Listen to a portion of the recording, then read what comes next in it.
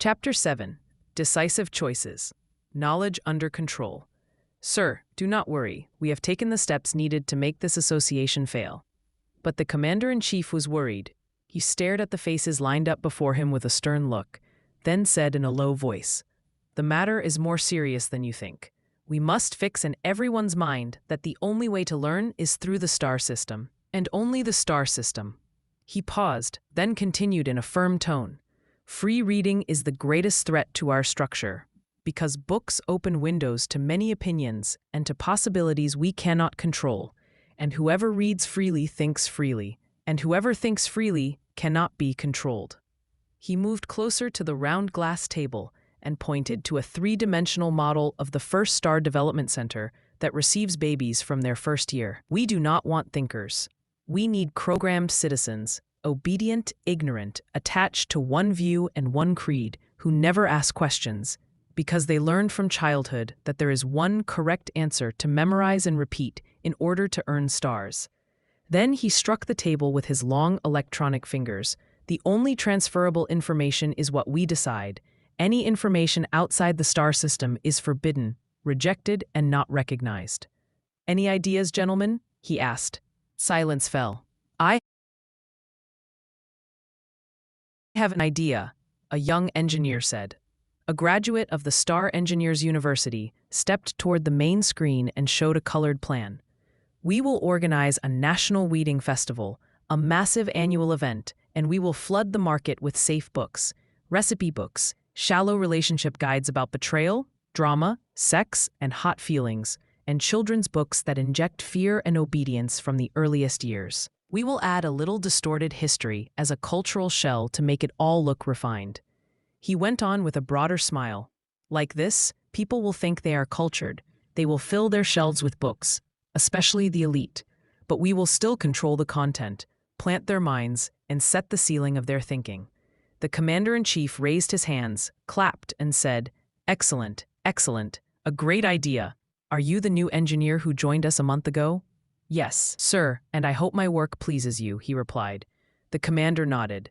"Yes, you will be confirmed and given a raise." "Which star university are you from exactly?" he asked. "From the Southern Star University, sir. I was top of my class, the star of stars this year," the engineer said. The commander-in-chief looked to his aide and said, "Good, very good. That university worships stardom and brilliance. It produces obedient minds that serve us with full loyalty.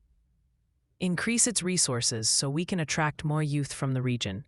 "Understood, sir," the aide answered. The commander stood to close the meeting and signaled to his aide, "I want huge ad campaigns for this festival, contests, prizes, awards for shining star authors, gifts for star readers, and at the same time, marginalize anyone who promotes real or critical books, lower their ranking, and smear their reputation if needed." Then he left and said in a cold tone, "Controlled knowledge is our strongest weapon. Free knowledge is the beginning of our fall." End quote. Freehand's decisions were applied instantly, and every attempt to break free of the star system was cornered and aborted. Yet since the creation of the Little Turtle Association, the Living Pages Association, and other small initiatives, a different breeze had begun to blow. A breeze that was gathering into winds that would soon shake the land of the stars. Alongside this, a new kind of video spread across social networks. There was no random dancing, no empty challenges, no beauty filters, but men and women bringing old things back to life. A woman fixing an old dress and reshaping it. A young man building a wooden cabinet from discarded crates. A girl turning broken glass into art lamps. These clips, simple as they were, began to get strange traction, and many people commented, "How beautiful it is to make something with your own hands. I want to try. I have started making my first table." At the same time, at the top of the tower in the glass-sealed meeting room, red lights flared and sirens wailed. "Urgent meeting." The chief of consumption and loyalty entered, his face tight, his features unable to hide anxiety, and said sharply, "We have a disaster. A segment of users has begun to get high views with content that encourages self-reliance, repair, sewing, handcraft, and recycling." The commander-in-chief looked at him slowly and raised his left eyebrow. "Do you mean they are working with their hands inside their homes?" "Yes, sir. They also sell their products directly, and some now have an audience who learns from them. There is a wave of sympathy, and many people have begun to ask, why buy expensive things and chase stars to afford them? Why not make everything ourselves? The commander-in-chief stood and paced the hall. This is an emergency. We have crossed the red line. For a person to make something with their own hands means they have begun to be free, to realize they can create and not only consume. This is more dangerous than reading, more dangerous than free music. He turned to his team and said, "Activate an immediate plan, now. First, reduce the visibility of this content across platforms. Lower its spread automatically. Make those videos load slowly. Block positive comments." He continued without taking a breath. Second, launch a massive import campaign. Cheap clothes, colorful plastic gadgets, shiny cookware. Everything must be available at low prices with tempting discounts. People must think of buying, not making, fast. Also activate one-click purchase. Every video must link to a product. Every post must lead to an ad. Turn every moment on the network into a moment of consumption, he said.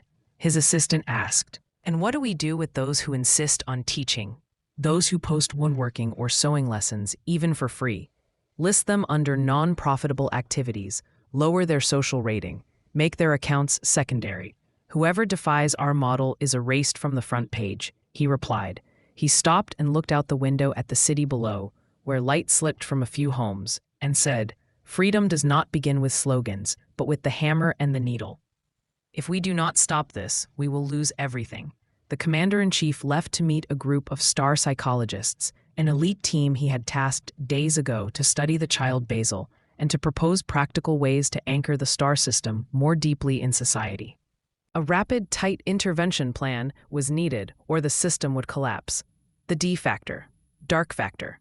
The commander-in-chief sat on a platform in a great hall in the Star Tower, surrounded by screens streaming data, watching the faces of officials and new trainers with stern focus. His aide opened the session.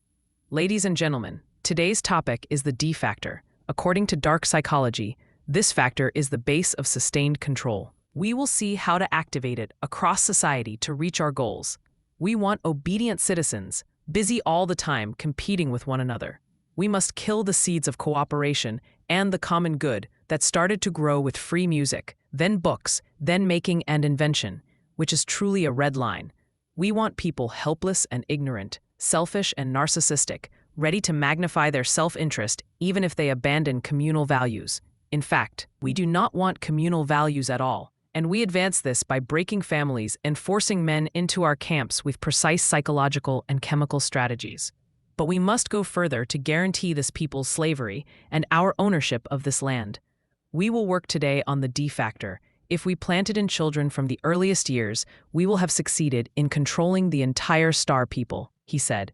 The commander-in-chief took a deep breath and clarified, "According to the studies from your committee, the Committee of Dark Psychology, this factor covers narcissistic traits, Machiavellianism, and lack of empathy.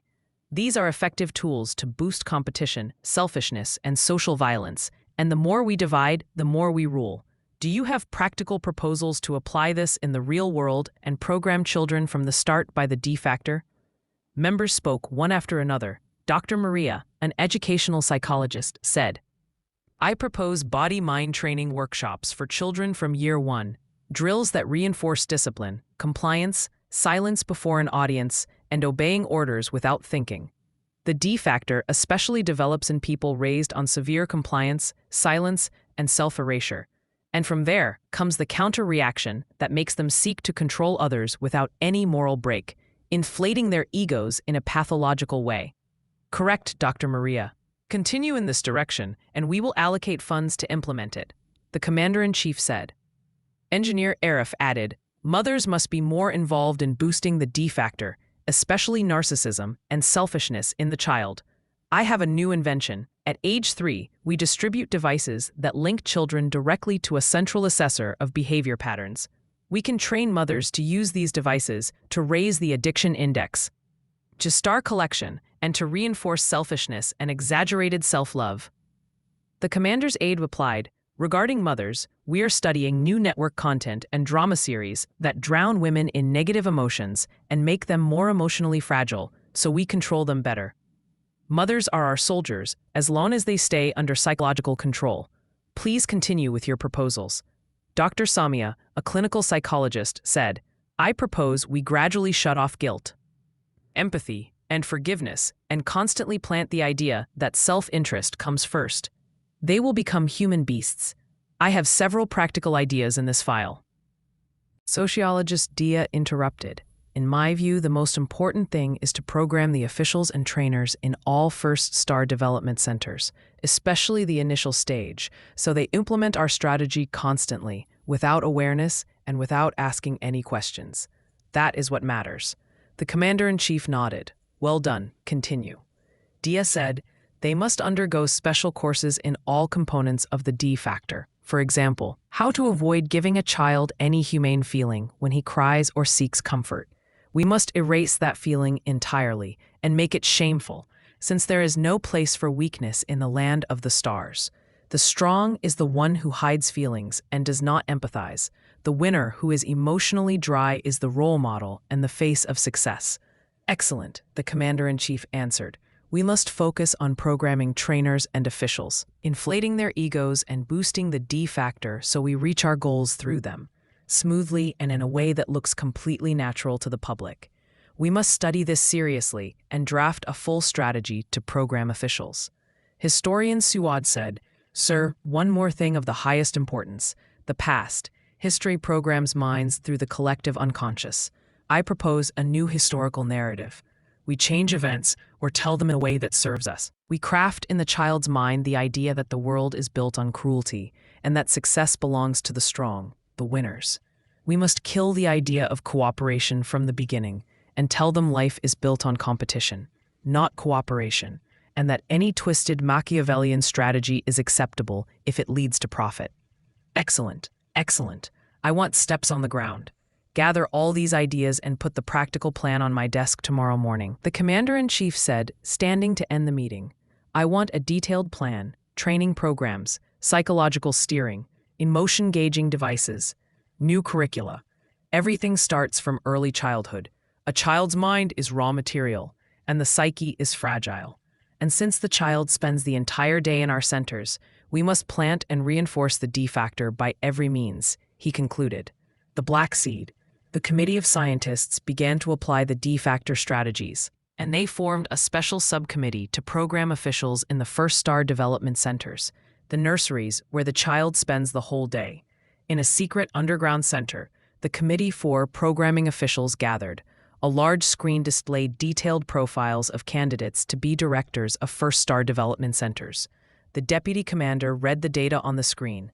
As you know, we do not choose leaders as people think. We make them. At the same time, the screen showed scenes from the candidates' childhood memories. A boy crying in a crowded class because a teacher mocked his ugly handwriting. A small girl punished and locked in the bathroom. Another child rewarded with candy because he betrayed a friend and wrote his name on a troublemaker's list. The chief psychologist said, Our task is first to select people with low self-confidence, loaded with negative childhood memories and a generally negative view of life. This kind of person is pure gold for us. They already show a high D factor, lack of human empathy, a sly Machiavellian intelligence, and of course, narcissism and ego inflation, which push them to work hard at belittling others.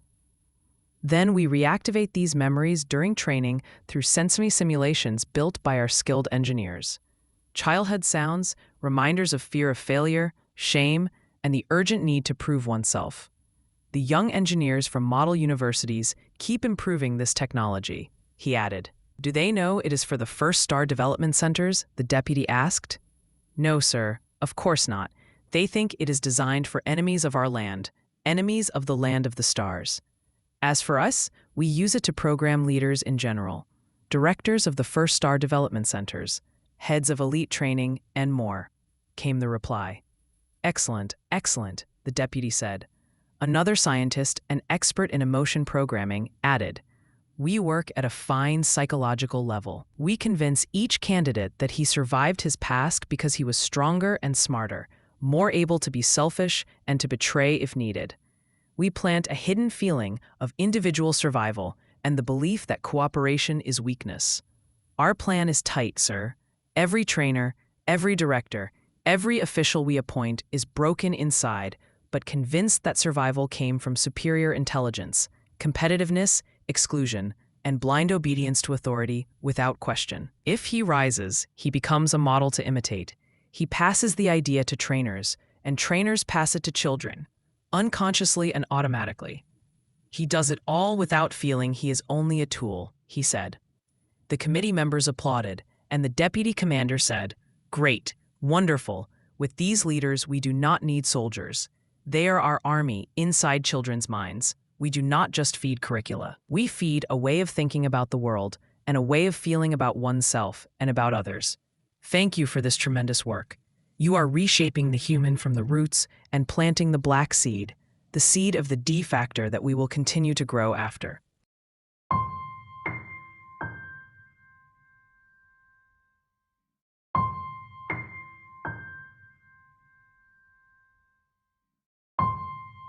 Chapter 6, The Art of Control, the High Command Room.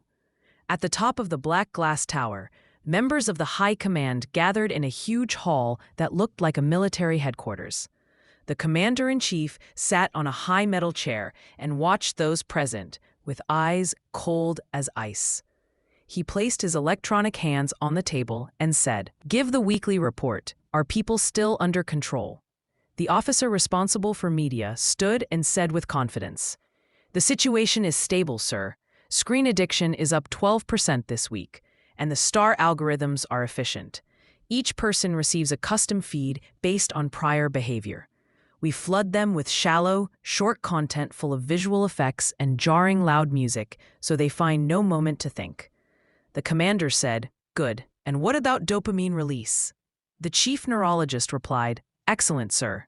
Every notification chime and every star that appears on the screen raises dopamine to a level that makes people feel a rush, as if they received a real reward.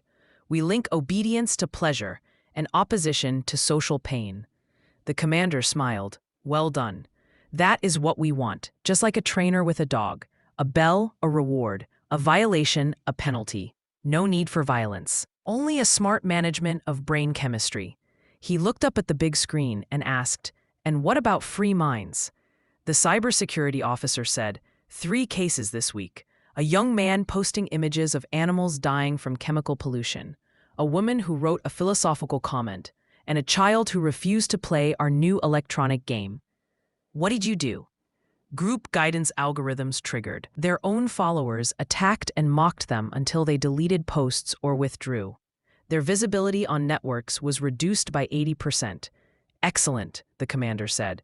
"When the herd attacks any attempt at liberation, we have reached mass addiction."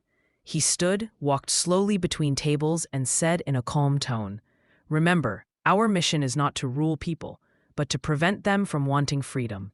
The ideal system is not the one that suppresses people, but the one that makes them suppress themselves, willingly." Then he added with a cold smile, "Keep pumping videos, challenges, shallow songs, and distorted stories. Let them dance, laugh, and fight over stars while we harvest energy, resources, and control." The meeting ended, leaving only the hum of computers in the background, tones of control. The star system was highly complex. Every floor of the star towers had a specific mission. On the 100th floor of the central star tower, senior psychological engineers and strategic planners met, and only those with the Grand Authority badge could enter. Ultima sat in the middle of the hall, a silent man in his 60s, listening to classical music that slipped softly from hidden speakers in the ceiling. The session opened, and one attendee adjusted a tone on a transparent glass screen and said, "We noticed a slight drop in children's engagement with the 5th music wave, especially in the morning tracks." Another smiled with confidence. "No problem. We will add a faster beat and more exciting repetition. This generation needs constant noise, so they never find time to think." Ultima stood and said softly, "Always remember, control does not come through force, but through what people believe is freedom. Music is our hidden weapon to achieve that." Outside, small flying vehicles along the roads of the land of the stars broadcast the same tunes. All the songs sounded alike: electronic noise, words without meaning, and a beat that pushed bodies into random motion. Simply put, silence was forbidden. Every morning, mothers played the music loudly, as if it were part of a daily ritual. But an 11-year-old boy named Basil noticed something else. Basil felt a sting in his heart each time he heard that music. He did not know why, but he felt it was stealing something from him, something deep and unseen. That day, in the back seat of his mother's car, he put his fingers in his ears, closed his eyes, and tried to hear something else. Maybe his heartbeat or his breath. Something that rose from within. "What is wrong?" his mother shouted. "Are you sick?" Lately, at the First Star Development Center, teachers had noticed his behavior. He did not join the morning noise and did not memorize the chants. He was sent to the counselor, who wrote a quick report. Withdrawn behavior, possible disorder of neural musical response. At the same time, on the 100th floor of the Star Tower, his photo appeared on the big screen. "Another rebel?" a supervisor asked. Ultima answered without lifting his eyes. "Do not worry. The system will reprogram him, as it did the others." But the head of Control Tones was not at ease, because a new trend had begun to spread: forbidden tunes. He knew the difference between music that dulls minds and music that grows them, because he always listened to classical music, and he felt a looming danger to the star system that could not be ignored.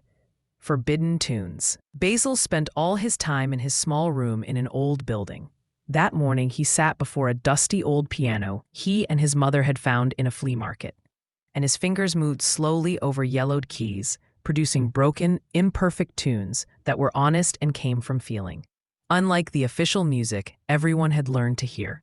In recent weeks he had pulled away from screens and social networks. He no longer posted daily photos, joined loyalty points challenges, or watched influencer clips that promoted the system. Even the earbuds no one ever removed in the land of the stars lay in a drawer while he played.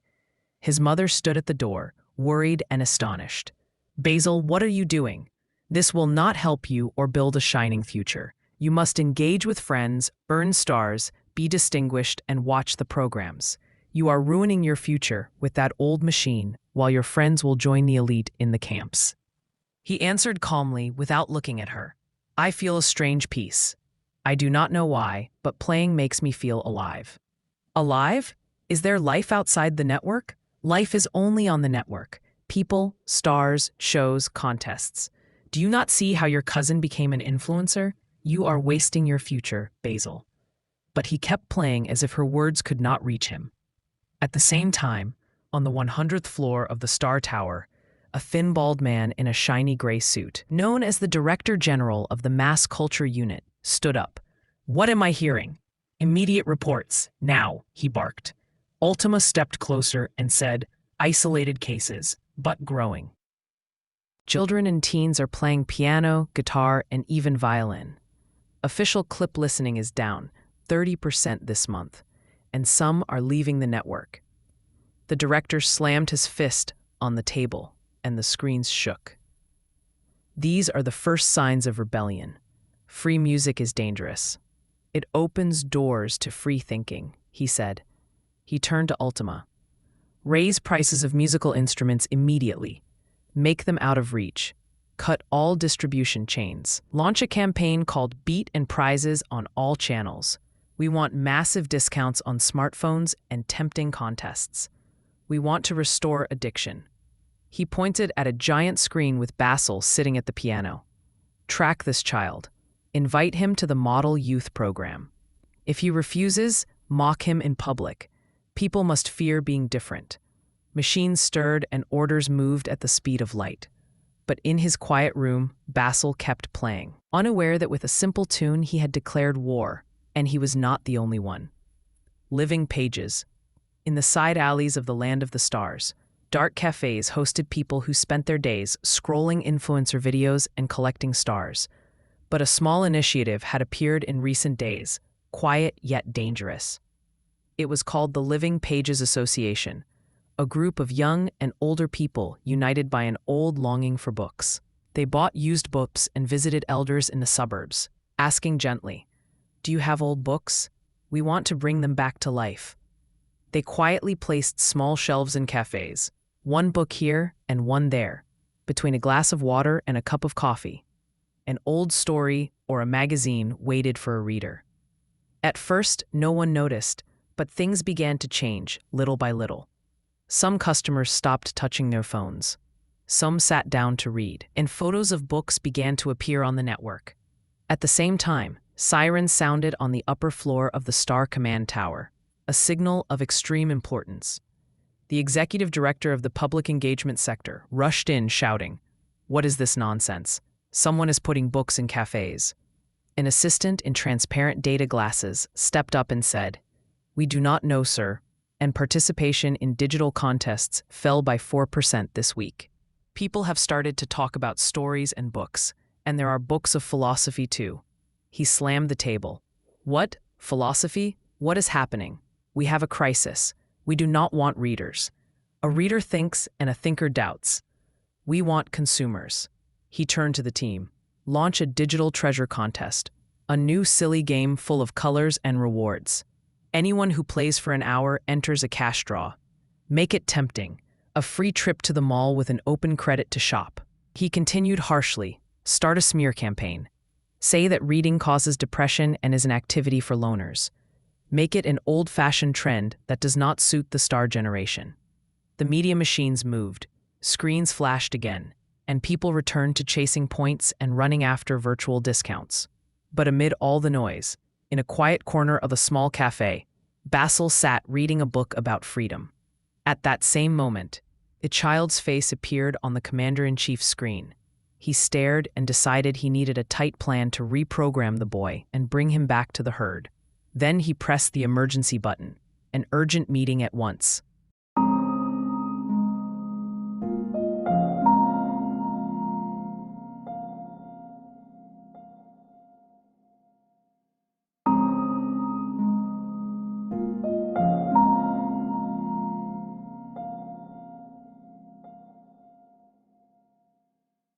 Chapter 8. The Rift, the Beginning of Rebellion. On the third floor of the Star Tower, engineer Sammy sat before his clear screen, looking at the list of digital accounts placed under red monitoring. The task for today was the same as always: filter, reduce visibility, mute comments, and break the algorithms.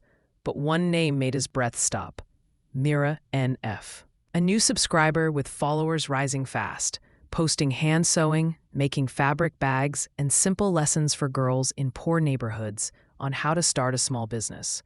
He opened a video and saw a face he knew well, the same smile as his little sister, the one who used to bake him cake when he came back from the first Star Development Center. He sat stunned, watching her explain how to use the needle, how to choose fabric, and how to price her products. The video was full of love, simplicity, and the creative spirit he knew in his sister, who had spent her youth collecting stars like thousands of others, then found no job, fell into a deep crisis, and decided to learn a craft that gave her the joy of making because she loved design, sewing, and creative handiwork. Sammy stared at the screen, as if, for the first time in his life, he finally understood something important.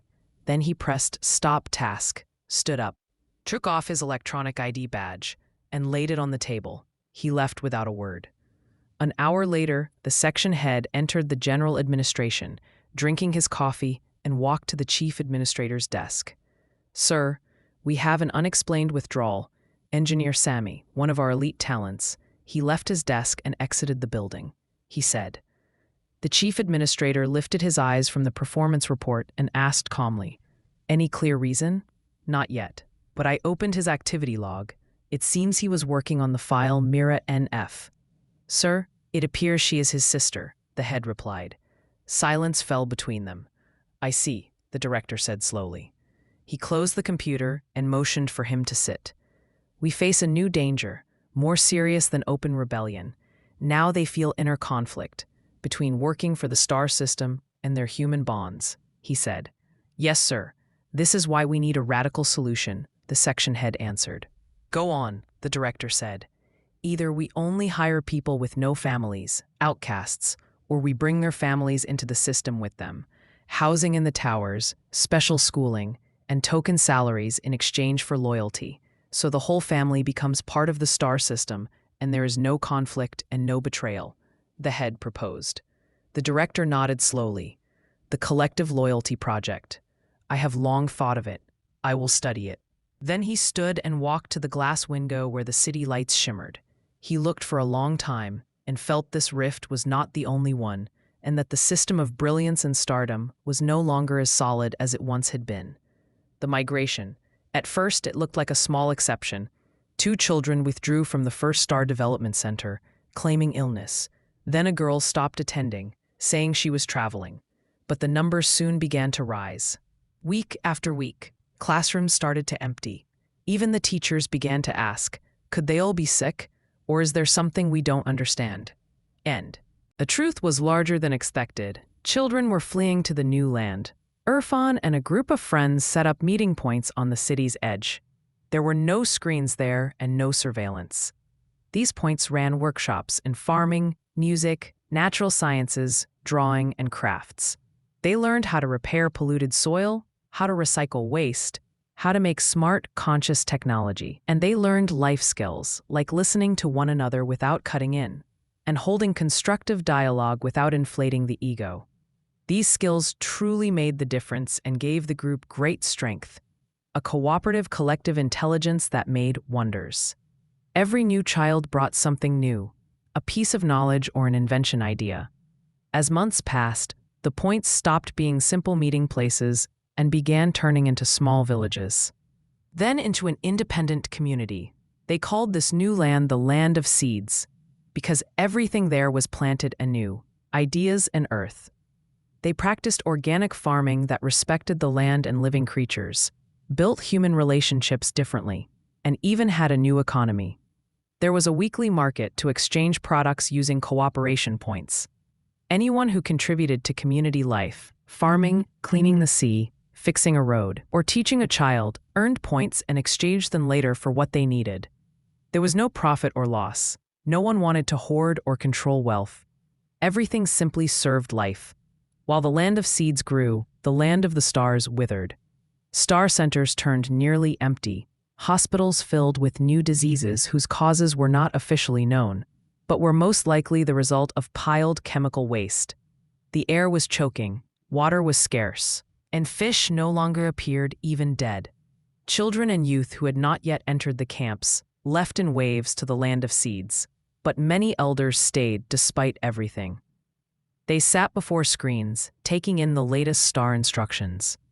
They looked at old photos of their children in gray uniforms with glowing stars and said to each other, "We will go back to the good days one day."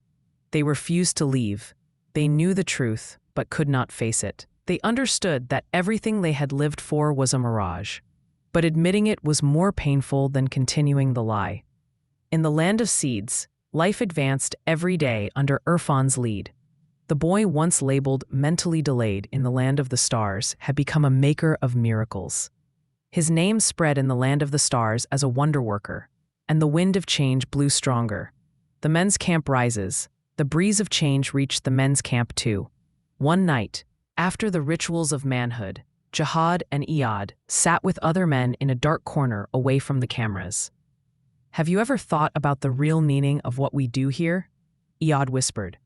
"I have worked for years for my son and my wife, but I feel like a mouse in a trap, and I do not want this to be my son's fate," Jihad said. Then he pulled an old paper from under his shirt and added, "I read something secret. This camp where we work is not normal. It is a huge chemical weapons factory and a center for manufacturing drugs used for mind control. We are making our people's slavery with our own hands. Do you understand?" They fell silent. "How long will we live like this?" Iyad sighed. "Sometimes I hear talk at night of another land called the Land of Seeds," Jihad said. The other men leaned in. They wanted to know what was happening. "They say it is a land with no stars, no races, no screens. They say the leader there was a shunned child in the Land of the Stars who left and many followed. People there grow their own food, live in peace, and work in fields they love. There is abundance and green smart technology that helps everyone and controls no one." Jihad continued. "And do you think we can reach it?" another man asked. "Why not? We must verify first. I will speak to my wife on the next visiting day," Iyad replied. "Beware the guards. If they hear you talk about this," Jihad warned. I know, Iyad said. That night they did not sleep. and in each man's heart a small seed began to grow. Birth of a spark.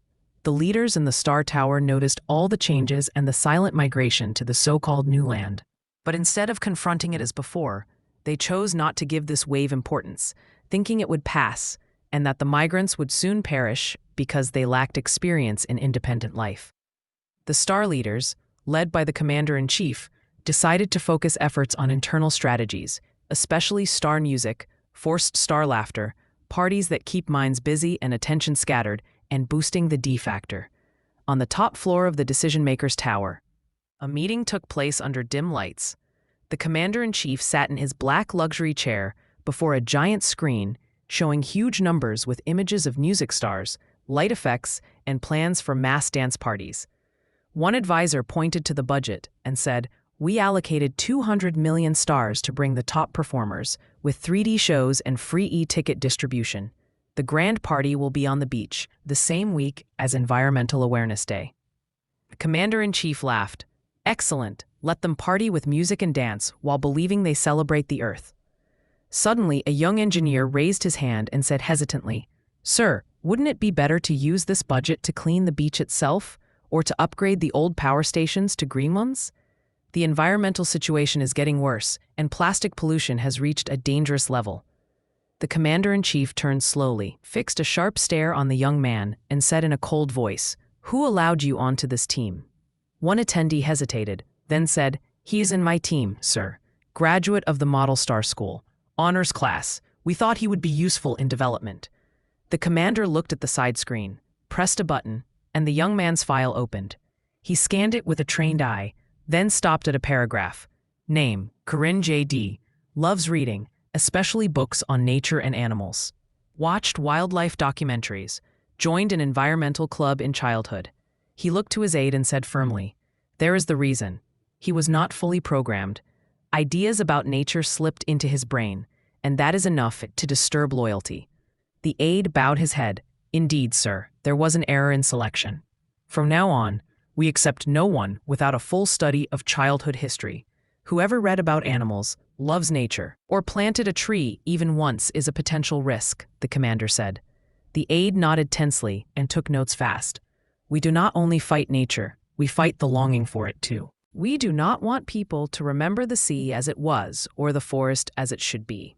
We want a generation that knows the world only through what we show on screens," the commander added. Then he turned to the young engineer and said coolly, "You will be transferred to the visual effects unit. Prove yourself there." "Yes, sir," the young man said. Karim did not understand what had happened that day and did not hear the exchange between the commander-in-chief and his aide. But he felt something was wrong. The meeting ended and people left whispering. Yet, in the young man's eyes, despite the shock, a spark was born.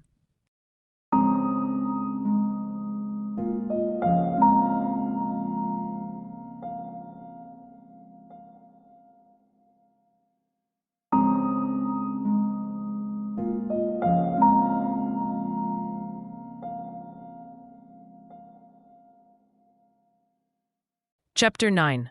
The Revolution, a Spark That Won't Go Out. In the basement of the decision-maker's tower, where digital show files and visual effects were stored, the young engineer Karim sat alone before his screen, staring at a sea of artificial colors and looped sounds designed to dazzle the senses and shut down the mind. He had been transferred to this department as a soft punishment, without a formal firing or a public reprimand, just immersion in nothingness. But something inside him had ignited since that incident, and it had not gone out. Every time he programmed a light effect for an upcoming show, he remembered real sunlight piercing leaves in the forest he used to visit as a child. Every time he added an electronic sound to the music, he remembered birdsong at dawn, when he woke early to watch nests. One night, while working on a virtual scene of a beach dance party, he stopped the playback suddenly and said to himself, "This is not the sea.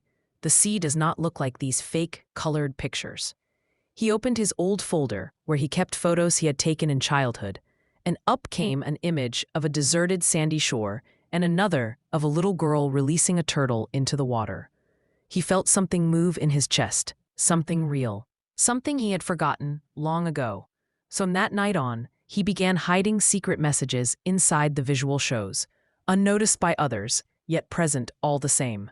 A quick flash of a sprouting plant, a bird's shadow gliding behind the effects, a recording of true wind woven between layers of electronic music. It was a silent resistance, a thread of truth in a fabric of make-believe. During his breaks, he wrote. He had loved writing since he was little. True light cannot be programmed, and water does not accept Photoshop. When the artificial lights go out, perhaps people will remember what life was like. He was sowing the seeds of the new land without knowing it. Life is not a show.